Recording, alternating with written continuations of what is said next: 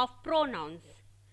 We have learnt earlier that pronouns are words that are used in place of a noun to avoid repetition. Now today we are going to learn about kinds of pronouns. So children, there are 5 types of pronouns: personal pronoun, reflexive pronoun, demonstrative pronoun, interrogative pronoun and relative pronoun. Now we are going to learn each one of them separately. Personal pronoun. What is personal pronoun? As we can see, the word personal is made from the word person. So, it is related to a person. There are 2 kinds of personal pronouns, subject and object. A subject pronoun usually comes at the beginning of a sentence and does the action in a sentence. I, you, he, she, it, we and they all are personal pronouns and they are also subject pronouns. Let's take some examples. Annie is studying. In this sentence, Annie is the noun and she is a girl. With which subject pronoun we can replace Annie? Annie is replaced with the word she. So, she is studying. Let us see one more example. My brother likes to sing. He likes to dance. So, in both the sentence you can see that we have replaced the word my brother with the word he likes to dance. So, in this sentence he is a pronoun. Sheena and I walk to school together. So, in this sentence you can see that we have replaced Sheena and I with the word we walked to school together. So, we is a pronoun here. The pencil is on the desk. Now, we have replaced the pencil with the word it is on the desk. So, it is a pronoun. Now, let's learn about object pronoun. Object pronoun is the receiver of the action. Me, you, him, her, it, us and them. They all are object pronouns. Let's take some examples. I helped Shivi plant a tree.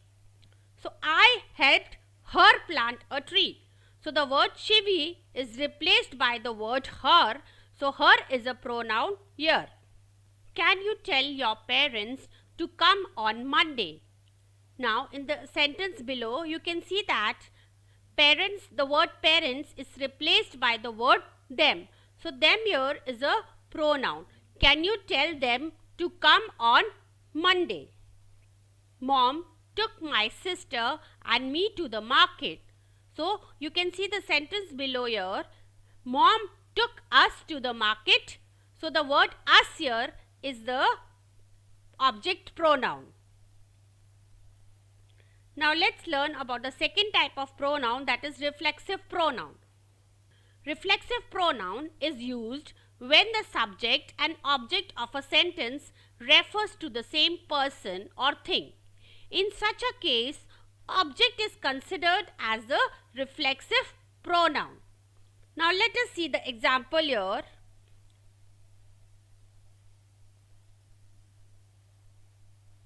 The boy hurt himself. Now, in this sentence, you can see that the subject is boy and the object is himself.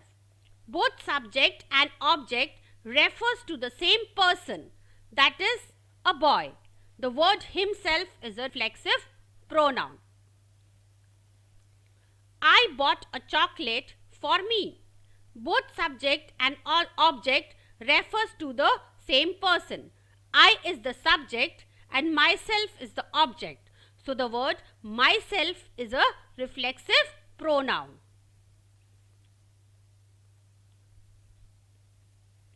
So, children, reflexive pronouns are used as, see, you can see the self words are used as a singular form and selves.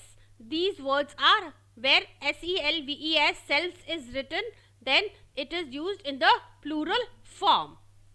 Now myself, herself, oneself and itself are the singular form of reflexive pronoun, whereas ourselves, yourselves, themselves is the plural form of the reflexive pronouns. We can use the reflexive pronoun when the action done by the subject of a sentence reflects back on the subject or affects only the subject. We have seen one example in the beginning, that the boy hurt himself. So in that sentence, the object is boy and himself is the reflexive pronoun, because himself is the object, because what the boy did, boy hurt himself. So the word himself is treated as a reflexive pronoun. Now let's take here one more example here. Tia prepared herself for the examination. In this sentence, the subject is Tia and the action done by the subject is prepared. This action is reflected back or affected Tia only. So we have herself as reflexive pronoun. We use reflexive pronoun to emphasize that someone did something alone or without any help. The preposition by is used with these reflexive pronouns. So when we have to emphasize that someone did something alone or without anybody's help, then the preposition by is used with the reflexive pronoun. Now you can see the example below here. Tia completed her project work by herself. So in this sentence, the reflexive pronoun herself is used with the preposition by to emphasize that subject Tia has completed her project alone and without anybody's help.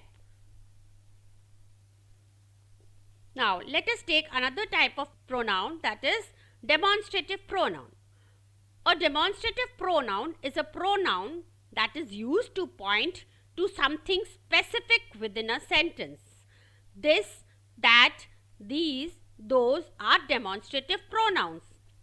This and these refers to things lying near at hand.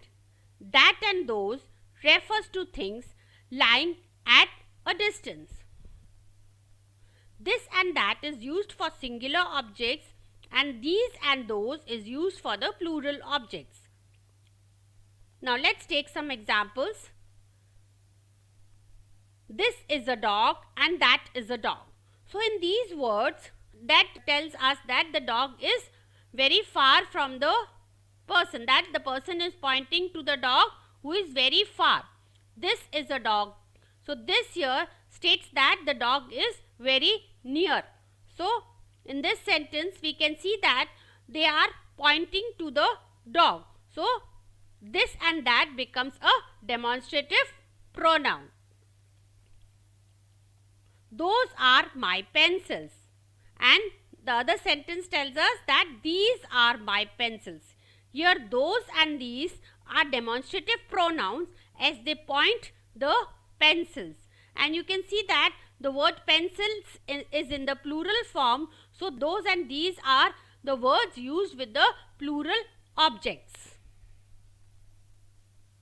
Now another type of pronoun is an interrogative pronoun. We already learned that pronouns are words used in place of a noun to avoid repetition. Interrogative pronouns are used to ask questions like who, whose, whom, what and which. If a teacher asks whose pencil is this, answer is Ravi's pencil. So we see that Ravi is a noun and the word whose relates to a noun, Ravi. So we can say that it is an interrogative pronoun. Whose is a pronoun, and as it is asking a question, it is an interrogative pronoun. When we ask questions with who, whose, whom, what, which, their answer always relates with the noun or pronoun. So when the answer relates to noun or pronoun, then it is said to be an interrogative pronoun. But if we ask questions with words like when, why, where and how, their answer is never related to noun or pronoun. So we cannot use them as interrogative pronoun.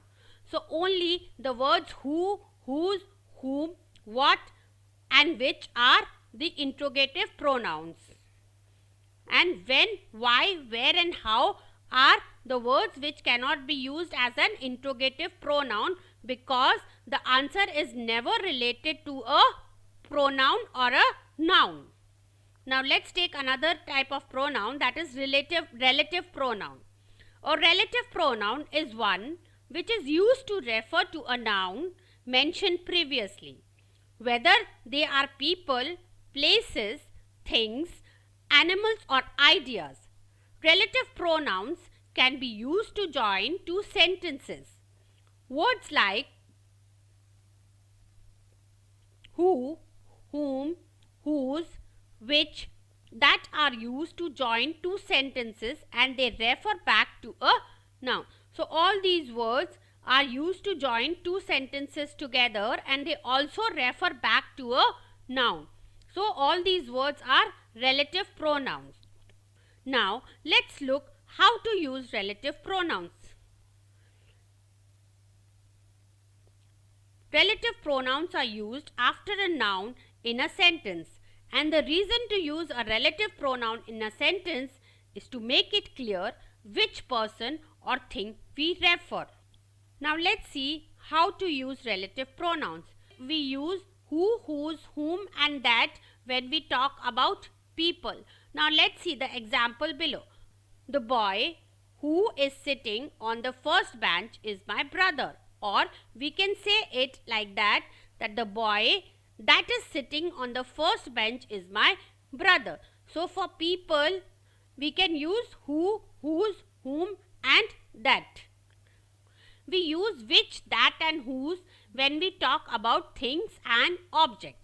So let's take an example here. I love the dress which you gave me.